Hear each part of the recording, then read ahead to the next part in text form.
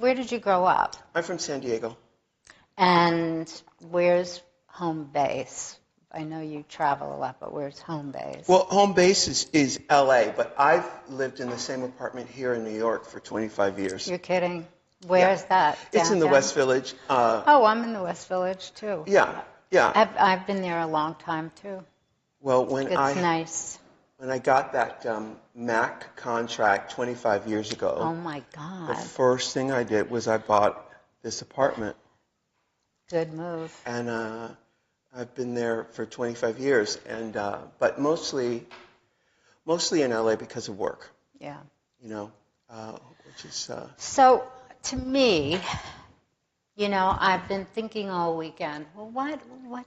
I have so many questions, but I keep going back to how much a pioneer you are, and how, for me, out of all of the 10,000 zillion things you have done and will continue to do, that being a pioneer is a whole other level. Like, you go out there and take a chance, and there is some motivation to do that most people, the population, doesn't do. And so what in your childhood or in your life experience caused this sort of, I have to do this? Yeah, that's a great question. You know, it goes back to what we were saying earlier, which is being present and being aware of what's happening and understanding how to navigate life in this human body. You know, what motivated me was that I wanted to do something with this gift of this life, and I wanted to, and I still want to, I want to have fun. I want to have fun. You know, I'm jet lagged. I caught the E train to come up here today, and, you know, being hyper aware of what human nature and things, there's a part of me that's like, oh, good Lord, it's so dreary right now in the human experience. And all I wanted to do is walking up Fifth Avenue. All I wanted to do was just dance. So this thing was Jeffrey Osborne on the way up here, and Back in Love Again came on when he was in the group LTD. Right. And I just wanted on Fifth Avenue. I just wanted to start dancing, because that would connect me to the source. It would connect me to the spirit, my own spirit. So what motivates me is throughout my life, it's been. I want to have fun. I want to enjoy this life, and I don't want to be bored. Yeah. I don't want to be bored. See, I totally agree. For me, if I can laugh, and funny people to me are just, there's a brilliance there that I appreciate. Funny people who can make the horrible acceptable to deal with, to talk about, because humor. Dave Chappelle, obviously, is the first name that comes to mind. And then to dance and sing, whether I can sing or not, I don't give a crap. I just feel that that's such a great release for human beings. And the other thing is, let me take your hand. When was the last time somebody held your hand, looked in your eyes, that you weren't involved with or had your mom, dad kind of thing? People don't do this anymore. Do you remember when we used to do this? Like we would touch each other and do this. This is almost more intimate than sex. Yeah. Because I'm looking in your eye and I'm taking your hand. We're not kind anymore. That's right. We don't touch. We don't interact physically. And I'm not saying anything more than that. And I think that's why it got so precious between men and women, and what can you do, what can't you do.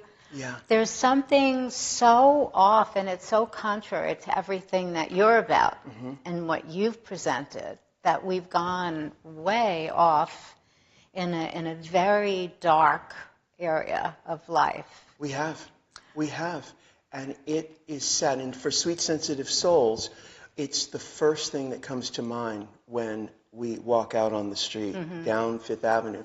And, taking someone by the hand and looking them in the eye. It's so great. It's so great. Nice. And to feel somebody's hand, there's an energy in the person's hand, or somebody's not feeling well, or you just lost your job, and tell me what's going on. It's a touchstone. It's a way for another human being to say, oh, I recognize your God self, and I recognize your God self, and I have compassion for your God self, and that is what is missing. So, what do we do? What do we do with that information? How do we reconnect? Well, the first thing that comes to mind is that they are my teacher. I am not their teacher. So what everyone is teaching me is what not to do and what to remember about my own experience. But, that's a tall order for us, sweet, sensitive souls who are living in this world every day. It's a tall order because we have to carry so much of that, and you're faced with unconsciousness at every turn. You think, well, what do I do? Well, okay, you go and meditate, and you can stretch. This is what I do in the morning. I stretch. Then I pray, since I'm already down there.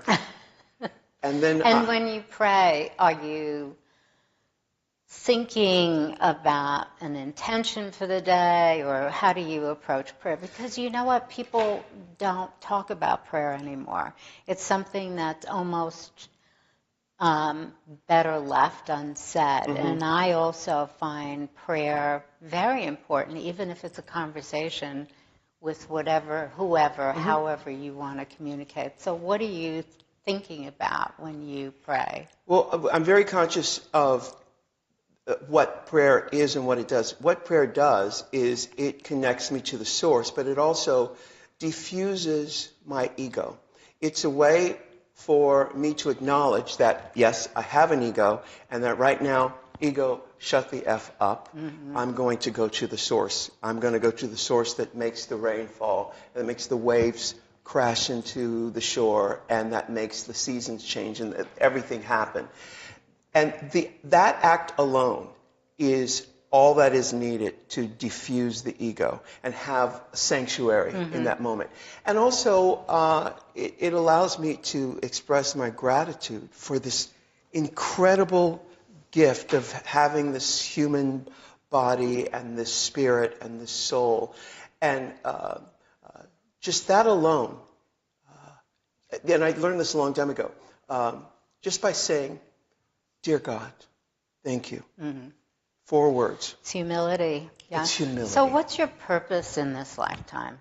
I mean, most people just live and life sort of takes them along. But I really think having a purpose keeps us sort of on a track. And clearly you're aware of your purpose. So what would that be? My purpose is to create. First of all, it's actually even more simple than that. I want to experience life. I want to experience it.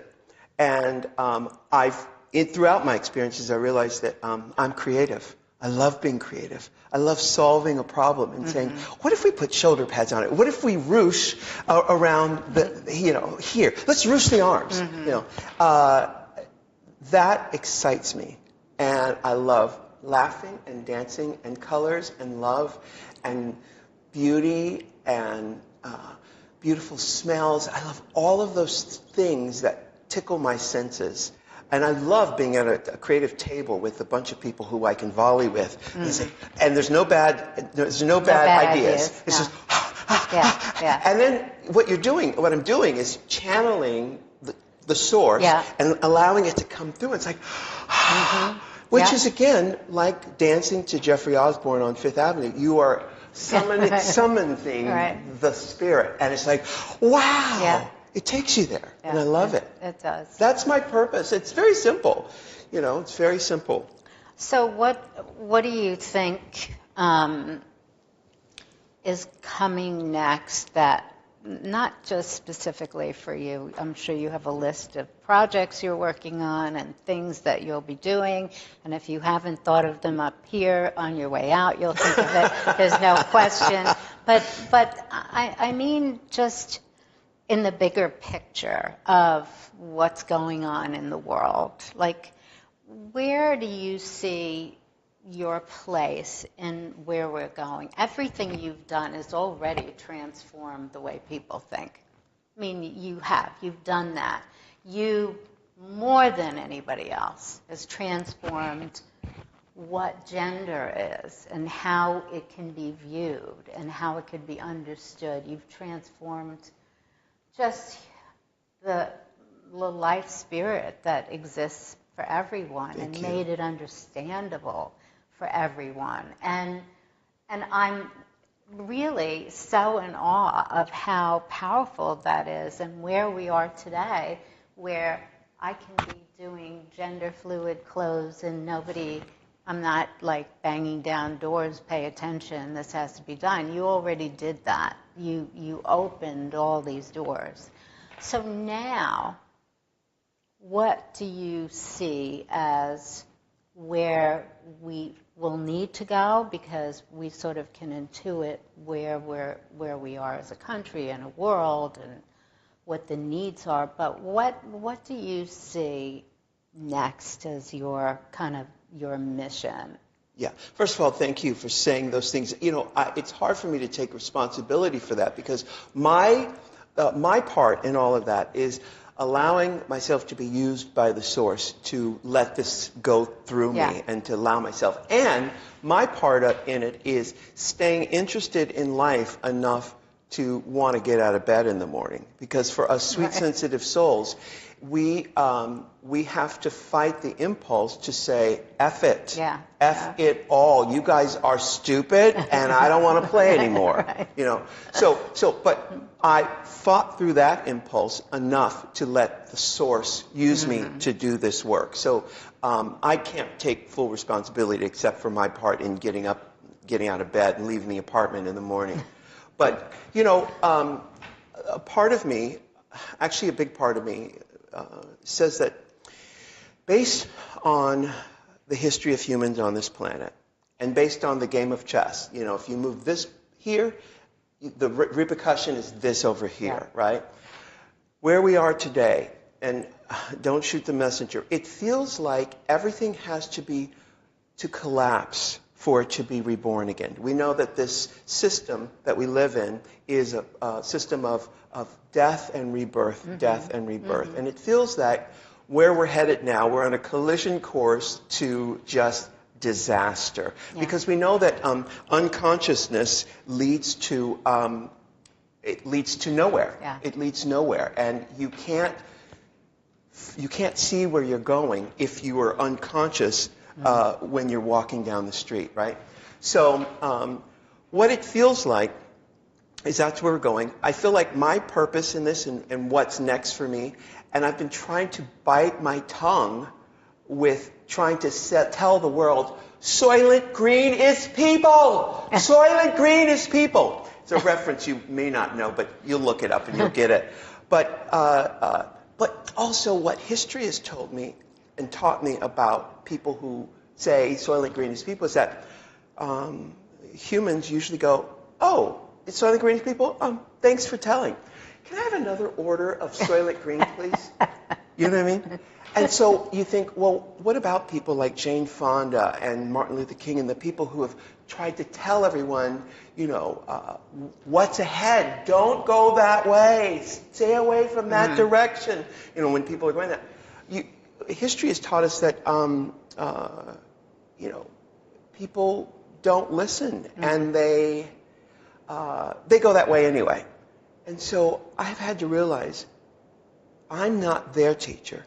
They are my teacher. So try to avoid going that way. Allow people to make their mistakes and go that way. But knowing what you know, Ru, try to circumvent going down that path. And in the midst of this destruction, still make a life for yourself. Still find that happiness. Still find sanctuary and a place where you can experience this life. And that's it. I cannot save mankind from themselves, and I can't. There's no combination of words I can say that will make them go, oh, I get it. Soylent Green is people. We can't be eating people. We've got to find something that is more sustainable than eating each other. Right. But I want to challenge you, though, to say you're an important influence, and for you not to have a voice right now, I think is not a good thing. I think you have tremendous influence, and hearing your thoughts and hearing your point of view about what's going on and how we're sort of all, it's almost like we're hypnotized. We are. And that... It's a thought virus. It's a thought virus that is That is so brilliant. That is really perfect. That really is. But I really do think it's sort of a responsibility you have. If you have a voice and there are enough people who really respect what you say, because you've proven over and over that when you say something or you influence, there's meaning and there's something behind it that people should pay attention to. So I do think that this is something you need to talk about and manifest into some sort of behavior that is safe for people and healthy for them. Yeah.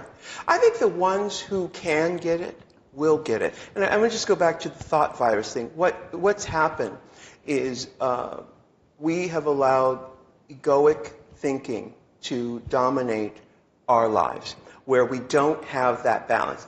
The ego is important to a certain degree. It is important, but it's off balance, where everyone is concerned with me, what about me, which is fine, but you have to balance that with us. We are one thing. We're not separate from one another. Yeah. The ego will have you believe that it's you against the world and it's only you. And we can tell by the people we've elected in political office that they represent that egoic way of thinking. It is a thought virus. So when you are up against the ego, you have no defense. It's like the chief of police looking for an arsonist when the arsonist is the chief of police. You're going to go there, yeah. And so there's no way around that unless there's an awakening, because the ego is of the brain, and the next level of consciousness is not here. It's outside of the brain. So how do you connect with that other level of consciousness when the ego is standing guard? You think, oh, okay, I'll let you figure it out for yourself. But in how I conduct my life and what I do with art and projects, people who are conscious will get the message through that. But the people whose ego is standing guard, you don't want to fool with them, because the ego will go to all lengths to destroy you, because the ego has to survive. Protect itself. It has to protect itself. And in that protection, all kinds of corruption and really bad stuff happen. And I think being unconscious is the safe place right now for everyone. Just scrolling through Instagram. Yeah. Okay, I'm not having to be responsible for what's happening. I can just, look, there's makeup, that dress is pretty, or, and then you just start, and that person's having fun, and that one, I'm in a bad mood, and I'm not having fun, I feel like crap. It's like we judge ourselves, we do everything through these weird boxes of what should be, of status quo. It's a very interesting time, but I do think there were people, you mentioned Martin Luther King, and I, because I am that much older than you are, I used to watch these great people on the 3 channels we had on TV, and I remember Martin Luther King, and I remember JFK, and I remember Gandhi. All of these people had a voice in our time. Mm-hmm. That was what the atmosphere was, and we were landing on the moon, mm-hmm. and there was such a spirit of positive, we can make a change, we can do this together. And Martin Luther King, I just put up a piece of art in my apartment with a big statement by Martin Luther King, and I just thought, how can I have to preserve these beautiful words, and that influence just doesn't exist anymore. Right. So the influence is maybe social media or whatever it is. But I think that in the most unlikely places, we need to find a way to communicate and to create these other choices for people. Mm-hmm. So when you're working and being creative, is there a way, do you think, and this is a question that I can't even imagine an answer to, but is there a way, do you think, that you can engage people to participate in positive energy? I mean, are there things that you think about or that you do now, or because I'm thinking about that all the time? Yeah. What are some of the thoughts you have about that? Well, because we were given free will, you cannot inspire someone to enrich their lives unless they want to, unless they give you permission. Years ago, someone told me, some girl in school told me that, Ru, you always have angels around you, but they cannot intervene unless you say, please help me. And because we have free will. Right. And your angels can't intervene. So the same is true with just consciousness. People choose to be unconscious. And you talked about, being on the phones, and I always get a vision of that scene in The Matrix where there's pods of people living in these pods, and they're dreaming of this life. And, what we have is the Instagram, is that life, and they're always connected to it, because if they put it down and got into this moment, they'd realize how much pain they are in. Yeah. The Eckhart Tolle thing, he says, if you allowed yourself to be present for 5 minutes, the first thing you would recognize is how much pain you're in. And people don't want to be in pain. So and unfortunately, the way we've created this world is that it's until we are in so much pain that we are willing to look at another choice. It's like don't go near that stove, it's hot. It's like, what? I'm not going near that stove again. Right, now, intellectually, I could have listened to my mother and said, oh, you're smarter, you've been around. Yeah, okay, got it. I'm not going to go. No, I had to go and touch it. Yeah. And that is the system we've set up. So when you think about Martin Luther King or Jane Fonda or Gandhi, you think about, well, what is their motivation for wanting to help the world? What the motivation could be, well, I want to live in a world where we can elevate ourselves as humans. The biggest disappointment I had from the election a few years ago was that the realization that we as humans weren't further along in our evolution. That's right. We're here. That's right. Yeah. So when I think about trying to inspire people to their higher self, I have to ask myself, what's your motivation? Well, first of all, I want to have friends. I want to have people to dance with. Come on, guys, elevate, because I want to party with my friends. When I got famous years ago, I wanted to bring my friends from the East Village with me. And, come, you're smart. Come to the writer's room. There's a seat for you at the writer's room. All you got to do is take my hand. They couldn't do it. Most of them could not do it because their identity was tied into being a starving, struggling artist in the East Village, talking about the man won't let me. So smart. You know what I mean? So true. So I learned from, and actually in San Diego, as a kid, we lived in this area that was nowhere near prime real estate, the beach coast. But I would take the bus, 11 years old, catch the bus out to the beach and just spend the day out there. 12, 11 years old. I'd come back to my neighborhood, and all the kids in my neighborhoods would be standing around like, so you think you're white or something? Yeah. You think you're better than us? Right. And I'd be like, no, actually the beach is great. We live in San Diego. It's great. But I learned early on that people feel threatened by your freedom, by your beauty. That's what Glinda the Good Witch says that to Dorothy. She says, Dorothy says, why is he following me? She says, she's actually really jealous and envious of your lust for life, your beauty. She doesn't have that. So what I say to young people all the time is that our secret weapon against the darkness is our love, our beauty, our joy, our love of the beach, our innate need to gravitate towards sparkly, shiny things, things that are exciting. And that's what those people have lost. That's what they have lost. So I don't know, I'm going to continue to do what I do to make myself happy and enjoy. And hopefully that will inspire people.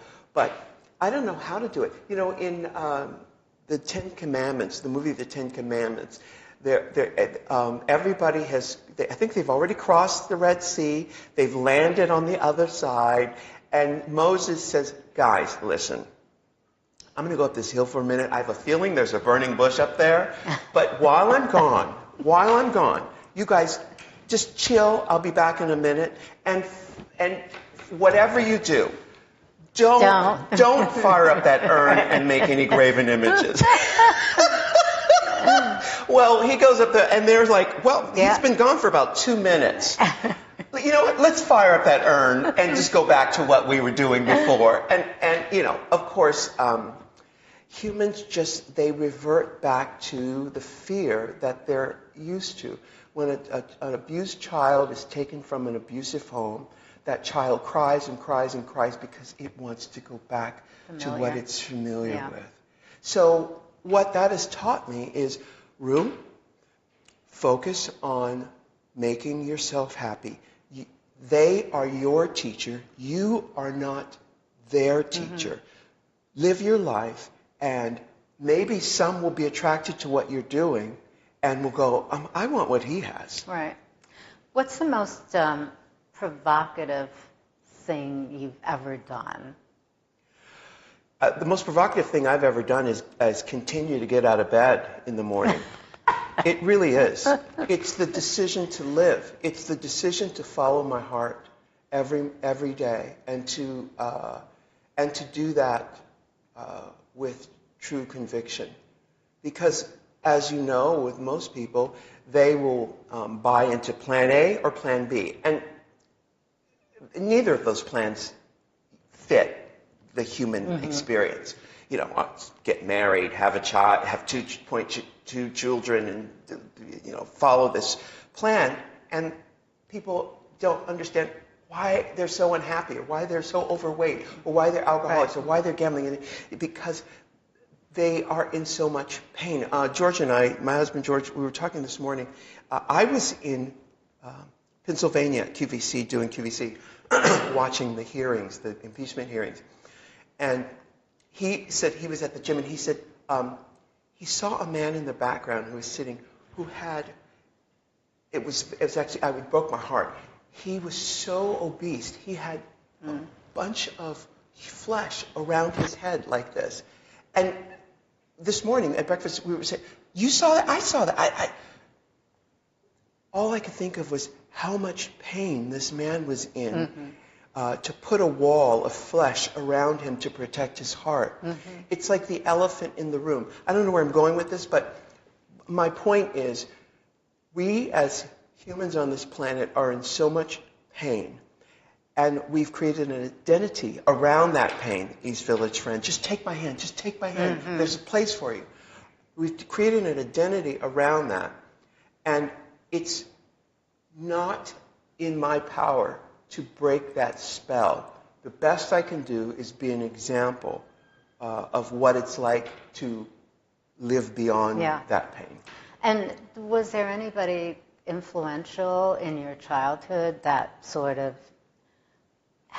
gave you the ability to look another way, in a different way than other people do? Yeah, I mean, Jesus, Krishna, Buddha, they're all there. Jane Fonda, Gandhi, Martin Luther King. The hero of 1,000 faces, Superman. It's all there. Right. Drag for me is the Superman to my Clark Kent.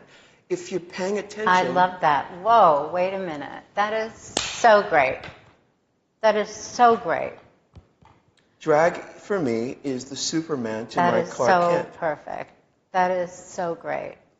And you know, everybody does drag. Everybody does drag. Everybody. Yeah. Yeah, whether they know it or not. That is such a great line. Wow. So if you are present, and I was always able to see that the emperor was not wearing any clothes, it's pretty obvious how to navigate this thing. I understood that this life is a construct, and that I am the architect, and that I can build the life I want. Now, it's not going to be easy, but even if I choose plan A or plan B, that's not easy either. Yeah. It's not easy. None of it is easy. Yeah. So if I had a choice, I'd rather choose my own plan and stick to it. And yes, my heart will be broken because the world will go, what? What?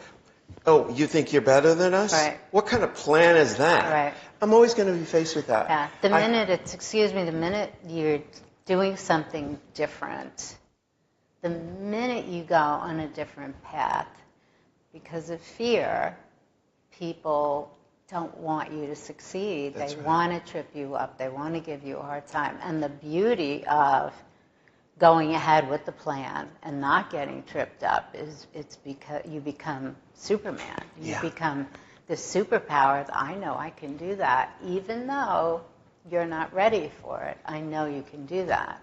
Yeah. It's a great empowerment to be able to know that if you have a dream, that you can actually get it, and then it inspires another dream. Yeah. I think that's what you've done. I love that line again, the Clark Kent, the Superman. It's so perfect because it relates to everybody. It really, really does. It's almost like you should do a children's book on that so that little kids can understand the depth of that and that the simplicity of the symbolism too. Yeah. It's really so profound. I love it. When you were 6 years old, and I remember when I was 6, somebody asked me or talked to me about having kids and being a mom, and I was like, nope, not me, not me. And I remember it really started to get people upset. So I nuanced it. I was like, maybe someday. And then it was like, as I go, yeah, I'm thinking about it. Not really. And I sort of said what people wanted to hear, even though I was like, not happening here. And I knew then, and I don't know why, but I knew then that wasn't going to be for me. And I knew that there would be a lot of explanations along the way. And even when I was 50, I was saying, I don't know, I could adopt. I was like, I'm still, okay, I could adopt.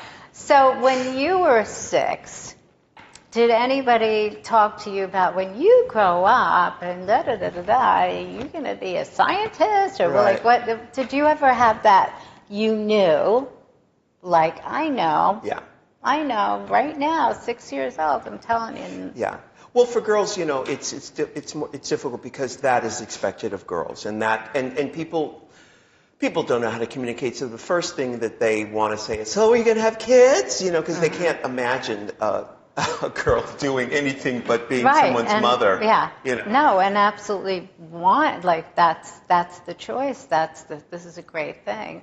Yeah. But I think all kids have some sort of obligation to talk about their future or right. what it is they're going to be. But I do believe that at 6 and 7, Yeah. I mean, I knew. Clearly, right? I knew. Yeah. My mother, when she was pregnant with me, saw a psychic, and the psychic said, "Well, Tony, you're going to have a boy, and that boy is going to be famous." So I grew up knowing that I was going to be famous. Right. So I didn't know how, I didn't know where. But you had to figure out a way. I had to figure out a way to do it. And so I knew early on, and all the clues were there. I love colors and art and music, and I love all of the artistic things. And so I went about to figuring out how to do that. But seven was a very interesting time because, life goes in 7s, 14, 21, 28, which was a big one. That's always a big birthday. Yeah, 28 Saturn to 30. returns. Yeah. Saturn returns. That'll get you. It'll get you. So 7 was a big one because my parents finally got their divorce. They were at war. Here too. That was the... It was crazy. Yeah. But I knew that I needed to figure out a way to do my thing and get famous and to make music and be creative, Yeah. And I also knew that it wasn't going to be easy for me because, again, Emperor's not wearing any clothes, and that I had to find my tribe. Thankfully, a few years later, probably 71 or 72, on PBS, they were showing the Monty Python Flying Circus. And I thought, oh, there they are. That is my tribe. My people. They exist. So then I set out to go and find my tribe.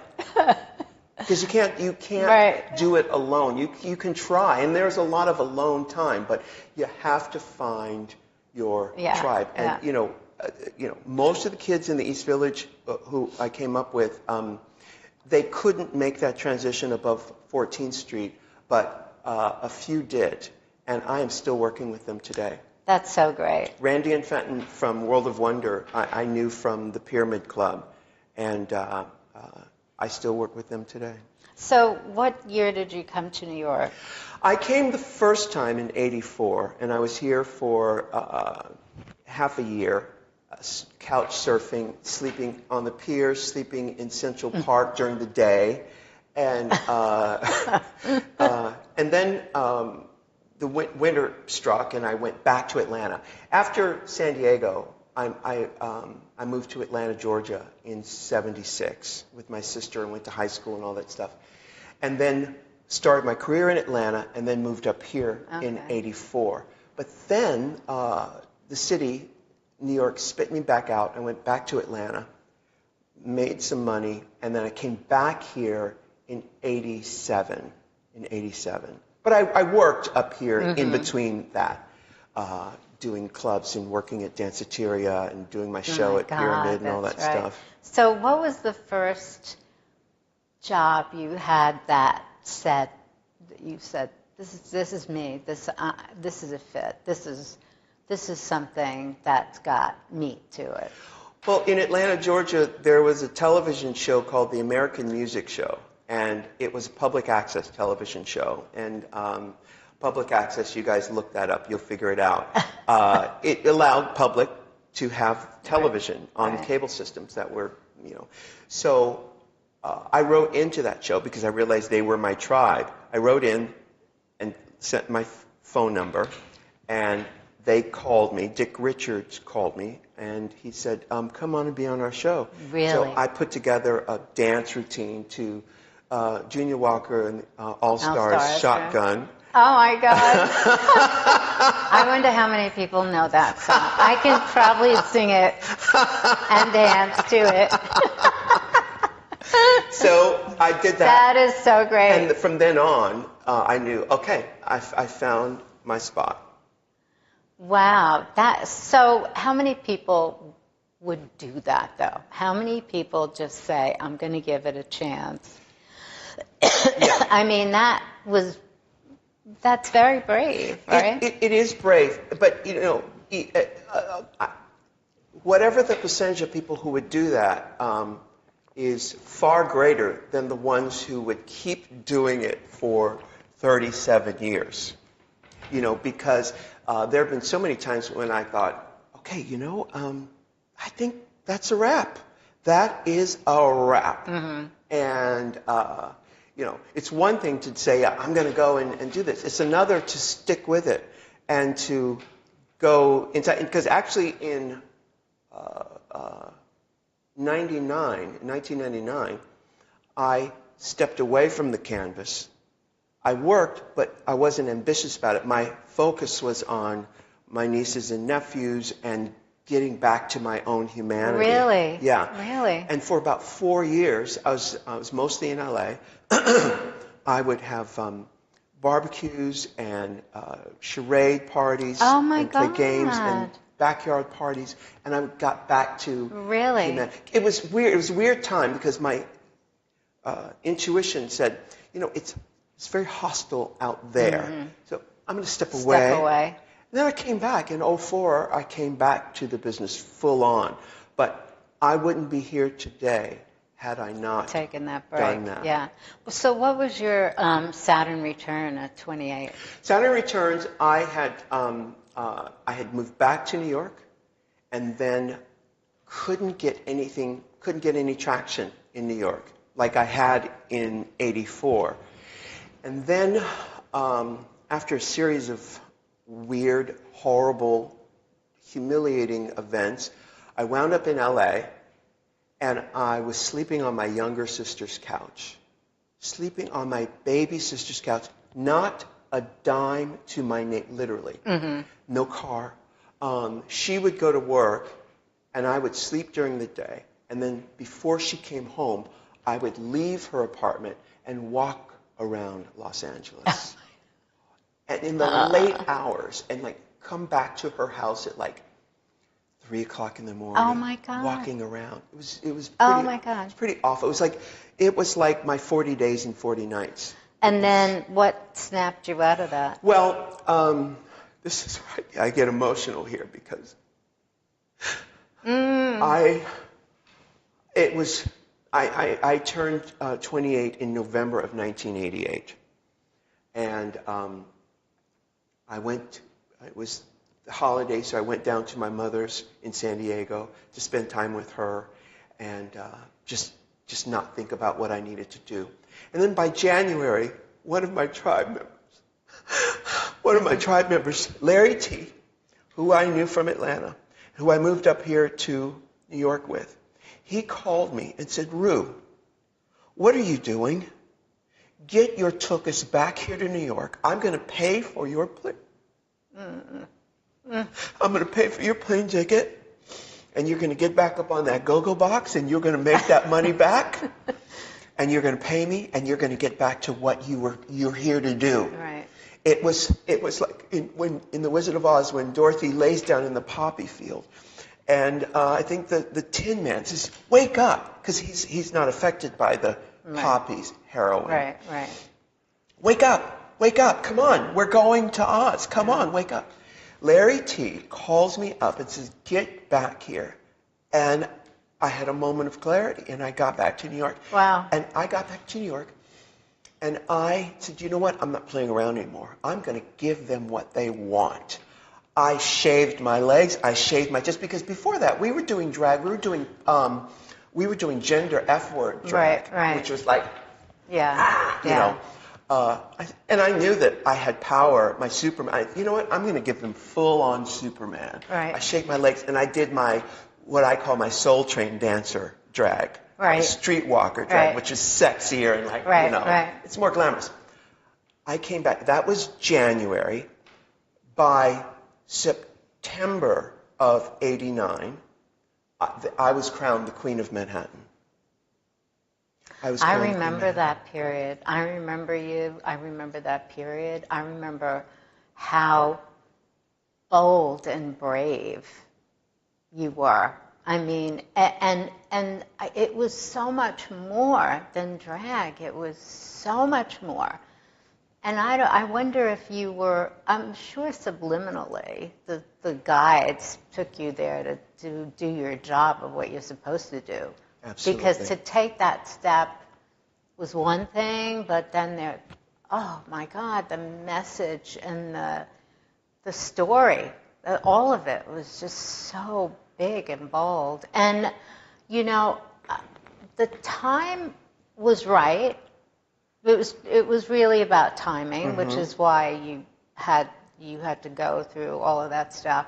But it still was a provocative time, which is going back to my other question, because I wanted to get to that period when you really just, you were loud and clear, and everybody had to pay attention to a message that they really hadn't heard before in a public way. And you made it so easy for people to understand. It was really crazy. Yeah.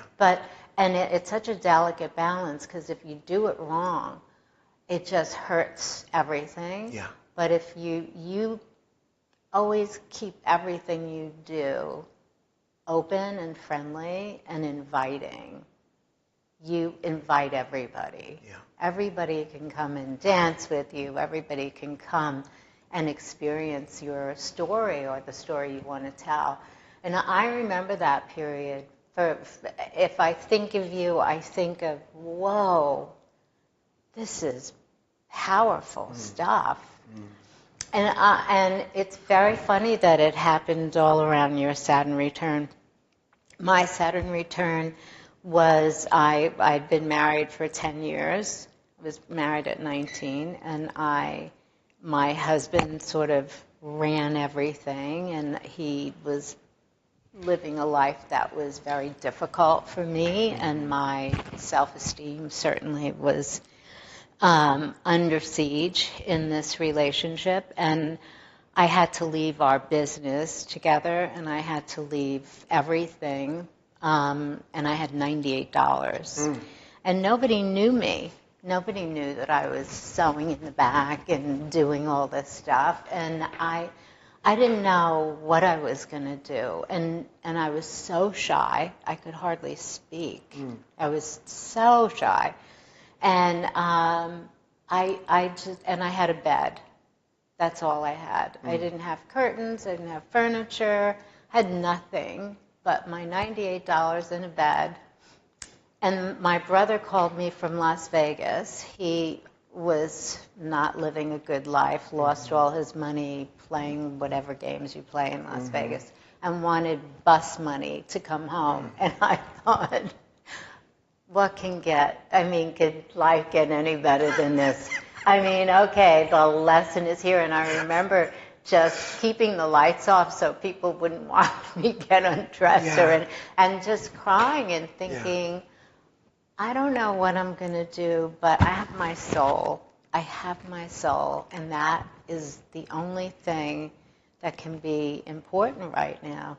And those experiences, for the two of us, clearly we've had other Saturn returns, but we were more mature to deal with them a little bit more maturely. But had you not sort of gone down to whatever and have this angel friend say, enough of your shit now, get over here and do what you're supposed to do. And for me, to just have it be so horrible that I couldn't stay another day. I couldn't have any more humiliation or embarrassment.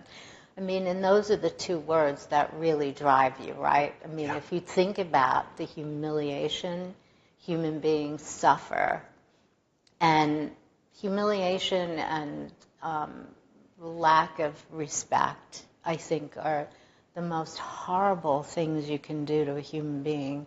And that's why a lot of people don't think they deserve more, because they've been humiliated and had disrespect for so long.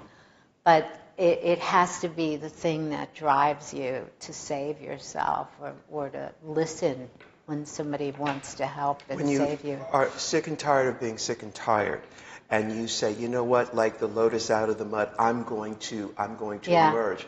But in the case of what happened to me is I was clear enough to hear the universe's stage direction. And that is what you find in meditation. It's what you find in the silence. And when you've been humiliated enough to where even your ego can't even muster up a fight. That is the sweet spot. When the universe, when your angels can intervene, when you are able at that point to say, please help me.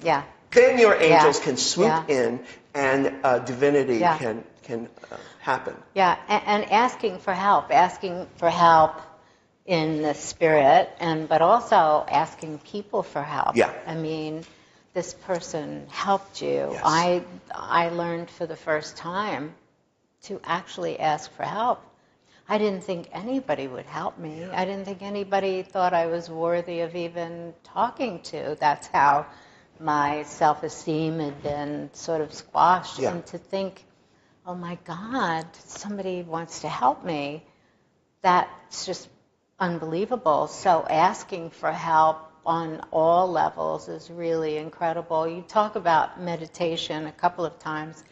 I don't know if you saw the signs here, but last New Year's, before New Year's, we always do a thing where everybody, on Thanksgiving, we have a big feast, which we're going to have this week, and everybody talks about what they give thanks for, and then before New Year's, we talk about our New Year's resolutions. So the majority of the staff talked about wanting to meditate, continuing to meditate, or somehow changing that sort of experience that they have now with meditation. So we have somebody come in every day at 12:30, and we do a meditation, and it's really... not everybody accepts it, so I just say, I'll pay you for a half hour to do nothing. If you want to snore on a mat, it's fine. I don't care. If you want to just sit and do nothing, it's fine. But do something to disconnect for a half hour. That's it. And I know in Muslim countries they have a call to prayer. I wish we had a call to meditation. I do too. I mean, to me, it would just be so good for us to stop, stop, do nothing, and then come back. It changes perspective for everything. It absolutely does. And again, I mean, I don't know how you can tell people this. Dorothy says, well, why didn't you tell me? All I had to do was click my heels. Because you wouldn't have believed me. You had to learn it for yourself. You know, I love the sort of mandatory meditation in the Muslim countries, but, people have to find that thing for themselves. And going back to, me as a kid, understanding the emperor's not wearing any clothes, I knew that there is a consciousness beyond what my brain can decipher, and that I need to align myself with it, and that I am heir to that consciousness if I allow myself to do that. And throughout the career, with as crowned Queen of Manhattan, and then after that, I thought, okay, I need to go mainstream. And I thought, well, okay, I guess that leaves drag out. I have to follow my initial inspiration, which was, to be the next David Bowie. And I would go and do dates, clubs, performances in my sort of androgyny thing. And people would say, that's great, Ru, but when are you going to do, your drag thing again? And it hit me then. I thought, who says I couldn't hit the top in drag? Who says that? I realized I'm the one who said that. That initiated from here. It wasn't out there. So when I let that go, that thought, it was like ancient doors went open for me in my career. And I realized it was here. I held the key. All I had to do was kick my heels 3 times. So that was a major turning point for me. And it was major because I needed to realize how much of my destiny, my life, was a construct of the thoughts that I was thinking. And that by letting go of old thoughts and making a space, and this is what meditation does for me, it clears a space in my consciousness for the divine, for new, updated ideas to come and live inside of me. And that practice, and so many, so much evidence that helped me to continue this way of doing an inventory, of saying, oh, that doesn't work. Oh, that doesn't. Oh, bring more of that in. Let's bring some more. That process is why I'm sitting here today. And all the different areas of creativity that you go into are so fantastic, and you do it in a different frame, in a different sort of visual impression that you feel fits for that story. It's all drag to me. And it really is. So much of this, most women don't really get.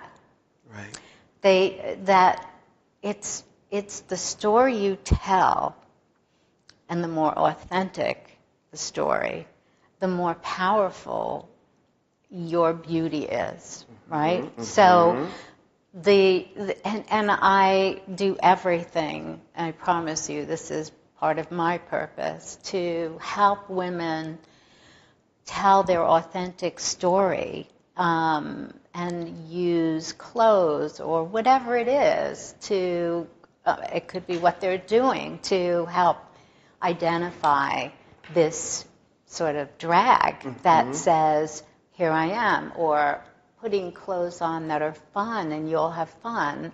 How important all of that is viscerally to presenting who you are and your self-esteem and the power you have as a human being. Women, because we're judged by the way we look so much, and objectification, which is a topic I want to talk about too. Women being objectified for most of their lives, up until recently. I could tell a story a month of really horrible experiences that we just keep quiet.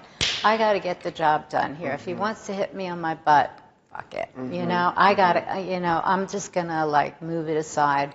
And so there's all of that we have to shed away and then say, where's my authentic self? It's time for my authentic self to come out. Now you have done that. You've done that, and it's almost by looking at every picture of you almost for every year and all your different drag. And so, but in each of it, there's an authentic self that you're telling the story for. So for women, what advice would you give women about how they present themselves and the authentic self? Well, the first step is identifying what is standing guard, what is keeping you in that same old cycle. And you have to ask yourself, did I buy into plan A or plan B? Do I have the support in my life to set out on make my own plan, my own meal plan, my own life plan? So first is identifying that, that sort of, that what's standing guard to keep you from that. I realized I started using a computer. I was late to the game. I started using a computer, I think, in 2000. And I had a computer tutor who would come over once a week and teach me how to do this thing.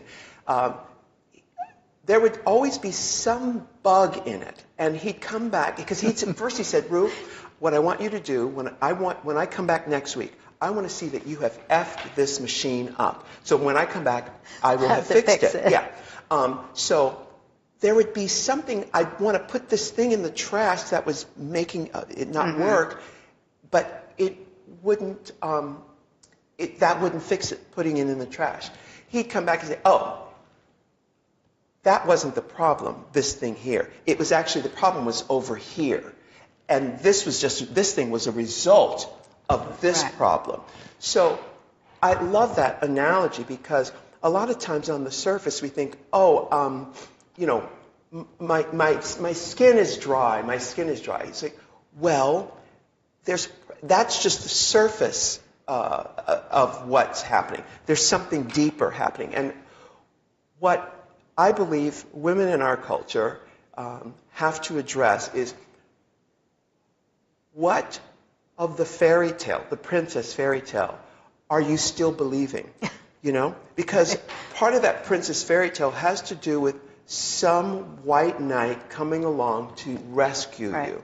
Well, what all the ascended masters will teach us is that white knight you're looking for is you. Yeah. It's you. Yeah. And if you give that power to some outside force, it can never be that for you. Yeah. So identifying where that clink in the machine, the mechanism, where it exists, and being willing to take it out and really put it in the trash. Because, like the Moses story, people revert back to what they're familiar with, and that's why, yes, I found a thing for me, but it's not like I found it and I was done. It's a daily, it's every day. Yeah. It's like my tail grows back every day. Yeah. Every meditation every day shaves it away. Yeah. So it's not easy. But plan A or plan B, that's not easy either, because it's like a garment that wasn't made for you. Yeah. You have to make your own garments. So before all of this hashtag in the women's camp, I had a campaign going to stop objectification, just to bring awareness, so that, and I believe when people are aware of something, then they can do something about it. And I don't really believe people are malicious, but they learn bad habits and they don't understand how it feels themselves. And so by telling stories, it can really impact a man who has a daughter, and he might have been objectifying somebody in the workplace, and his daughter could experience. So very simple, tell stories. But I know that there are many gay men who have had horrific objectification experiences, not any less or more than women, but in the same kind of world. And in your world, you must have also had and seen this sort of acceptance that it's okay to speak to people in a certain way, and it takes us an individual kind of strength to deal with it. Like I said, sometimes I would say, I'm not even going to deal with it, and other times my body language was very clear about where are you going with this, and being able to sort of, especially if the power that is this objectifier, how to say, I'm going to walk away from this because it's not good for me. But in your world, I can imagine there's another layer that you have experienced yourself or witnessed that has been very painful. Does it still exist, do you think? Absolutely, and you hit on something a minute ago. There's something called Hanlon's razor. Hanlon's razor. And it's a theory, which is, and I'm going to paraphrase, I don't know specifics. It says, don't attribute malice to that which can otherwise be summed up as ignorance, you know? And throughout my life, from the kids who would look at me after I come from the beach to every step of the way, people would feel threatened by what I was doing, by me making my own plan. So I had to make the decision to, am I going to allow my ego to co-opt the situation, or am I going to just let it flow past me and say, that has nothing to do with me, that's all you, thank you, but I'm going to keep moving. Usually I say thank you, I'm going to keep moving and not let what people say to me, you know, what other people think of me is none of my business. Except in a situation, and a lot of people are in this situation where you're paying taxes and the government is doing it to you, where it's like, oh, no, not with all, I pay half the money I make goes to taxes. Right. Or in a situation where someone you work for someone and they're discriminating, you know, they're usually. Yeah. So my point with all of this is that, you know, people will put their stuff on you, and this is the bigger point here. There are many different characters that live inside of your consciousness. And, you know, conflicting voices can live in the exact same spot. There's a part of me that may have a daughter who I love as my precious jewel, but I also say to the lady walking down the street, hey, toots, you know. Both of those characters live inside of us, and we have to be able to decipher who's saying what.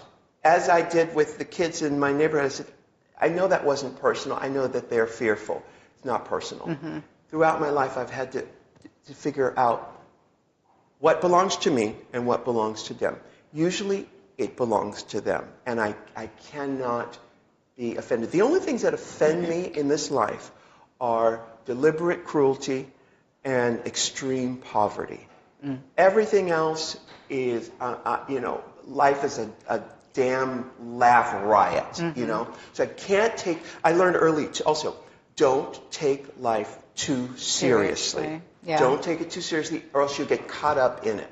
Now, some things are very serious for some people, and some people are put in harm's way because of other people's maliciousness. We have been very, very lucky. We've been very fortunate in our lives.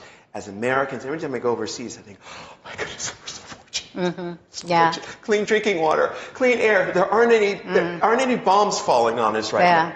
But the bigger point here is, again, being conscious. This is Hanlon's razor, Hanlon razor. I don't know why it's called that.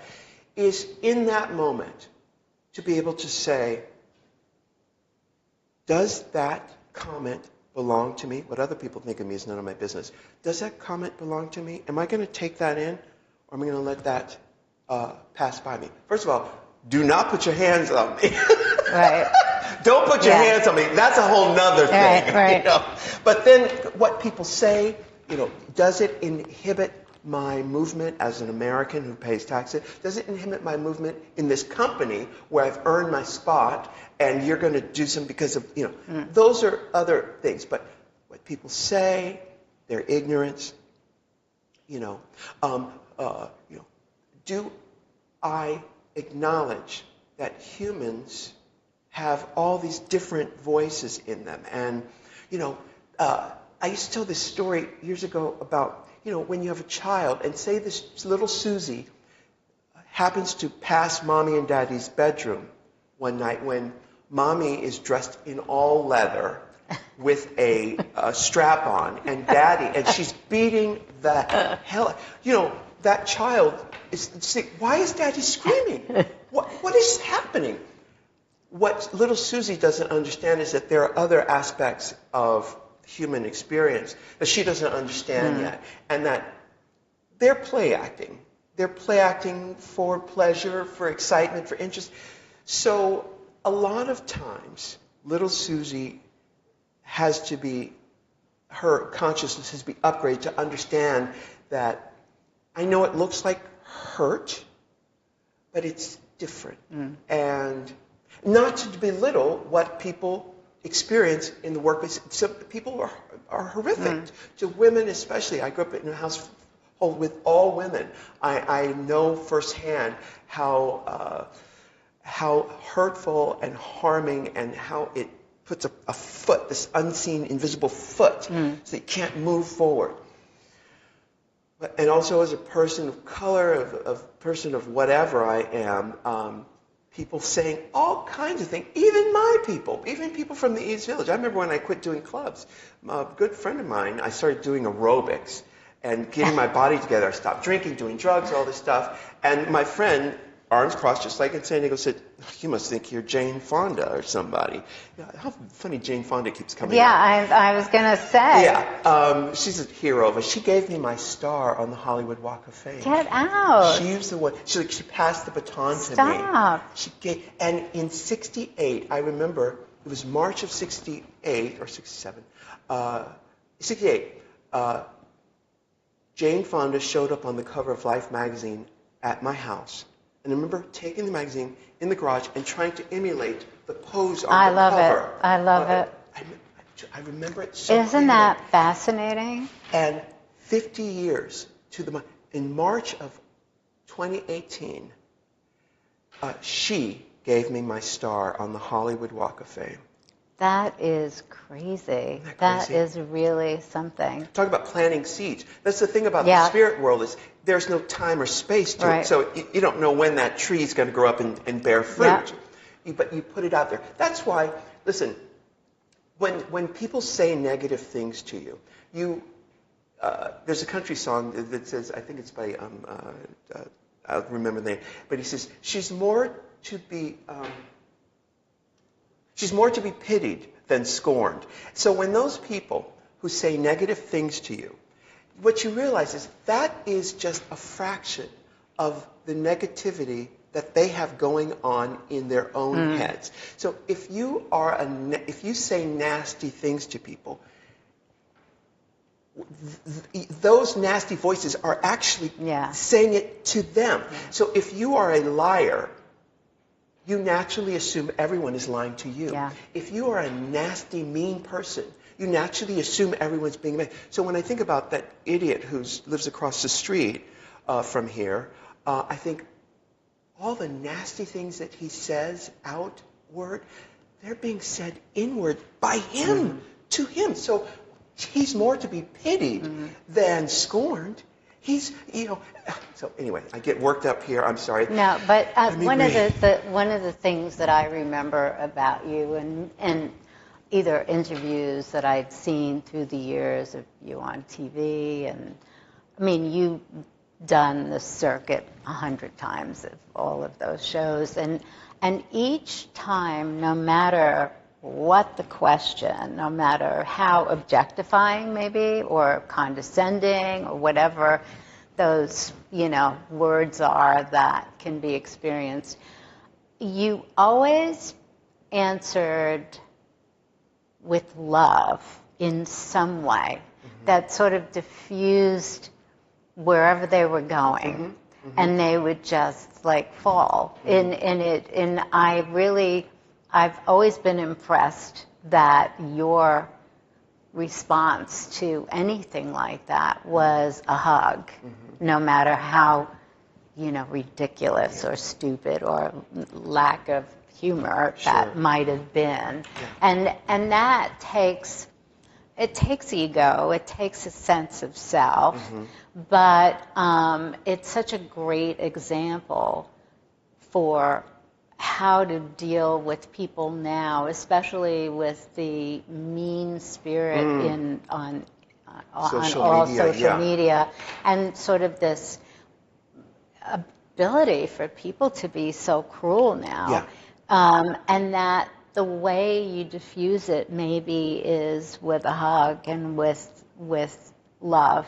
And love, all of those things, and perspective, because when you are able to see the landscape. You're able to go, oh, I see what that is. It wasn't personal. And if I responded as if it were personal, I would only get more of the same. Yeah. So I have to hit the Google Earth button and Right. go, that had nothing to do with me. That had everything to do with them. A friend of mine who's a mentor to me gave me some really great advice, and she said, when you're in very difficult situations, step away and look at it as if you're watching a movie. Yes. Take your emotion out of it so you don't get sick, so you don't sort of get taken down by it, and observe it while it's happening. And it's the same way your Google Map thing is like, step away and the perspective is easier to understand. Yeah.